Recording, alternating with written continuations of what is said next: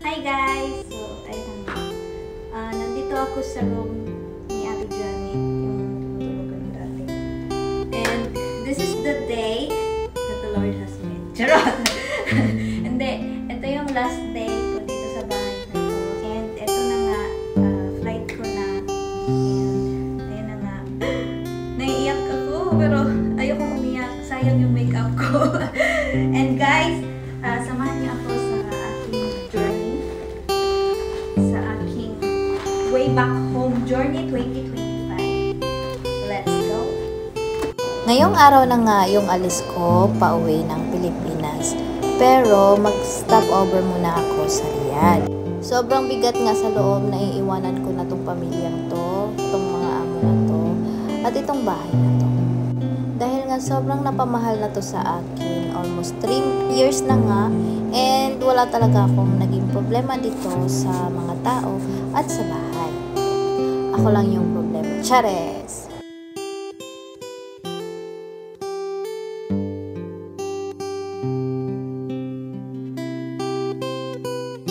Hindi na nga pala ako nagpahatid sa mga amo ko dahil nga ayoko silang madistorbo kasi nga sa mga oras na to is alas 8 pa ng umaga or alas 7. At tulog pa nga sila, pati na rin yung alaga ko. At okay na nga din yun kasi ayoko nga umiyak kasi nga yung makeup ko masisira.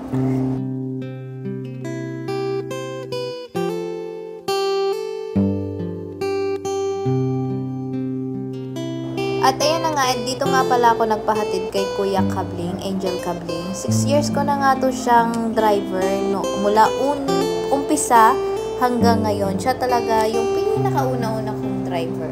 Sulit na makakasahan talaga, anywhere, anytime. Madam Inday! Madam Inday! Hindi siya inatid ni Amo. Magkagalit sila.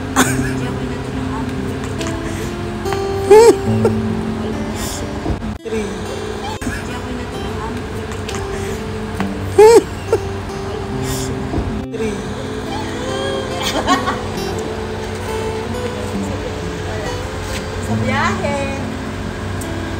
Lahat. Ikaw na bahala sa labahin, sa hugasin, sa linisin, Wala sa naman mansyahe. linisin doon. Lising lang naman yung iiwan mo. Na bahala sa alaga. Ako na bahala kay Sir. At eto na nga, on the way na nga kami ng airport para nga hindi kami malate.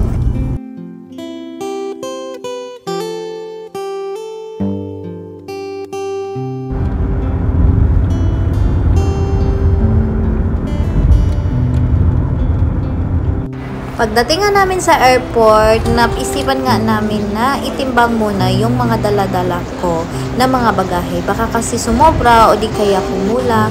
Kaya naman, andito pumunta na kami sa timbangan.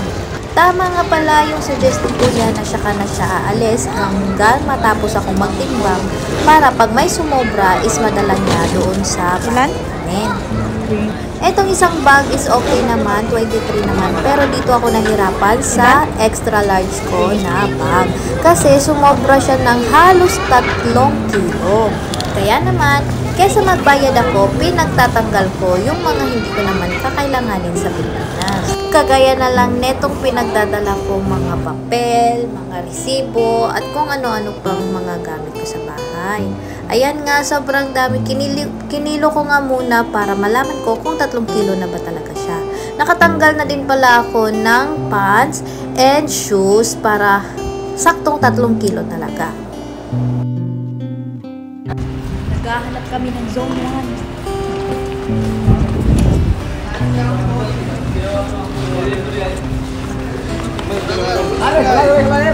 Saudi? Ah, yeah. Yes. Nahanap din namin ang zone 1. At nandito na nga kami sa baggage counter.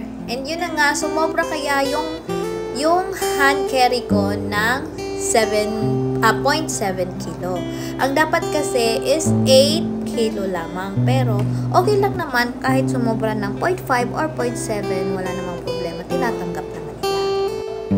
nakapag-check-in na nga ako lahat-lahat nito and tapos na din ako sa immigration at nag-aantay na lang ako nito na magbukas ang gate. At ito na nga, papasok na nga ako sa eroplano. Nagpa-video pa nga muna ako kay ate para naman medyo exciting naman yung travel natin. At sobrang ganda pa nga ng aurahan ko dito. Pak na pak talaga ang OOTD. Kaso nga lang yung mga bitbit ko, hindi talaga pang aesthetic sa pang travel video. Tingnan nyo naman, ang dami kong bitbit. And B, sabi ko hindi ako iiyak, pero anong nangyari?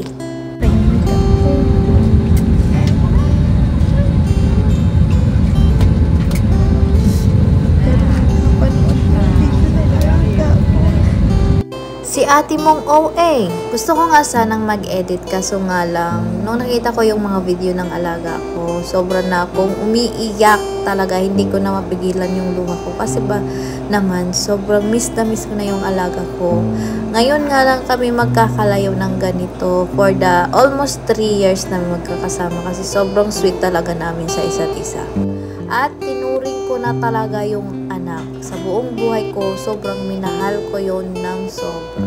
Kaya nga, nung umalis ako, hindi na ako nagpaalam sa kanya, hindi na ako nag-attempt na mag-kiss sa kanya kasi nga alam ko talagang tutulo talaga yung luha ko kasi sobrang bawaw lang talaga ng mga luha ko. At hindi na din ako nagpahatid kay madam tsaka kay sir kasi ayoko din umiyak sa harapan nila. Pero, grabe, mula sa paglipad ng eroplano hanggang papuntang Riyadh, iyak ako ng iyak niyan. Sobra talaga palang ang bigat kahit hindi mo sila kadugo, pero napamahal na talaga sila sa'yo.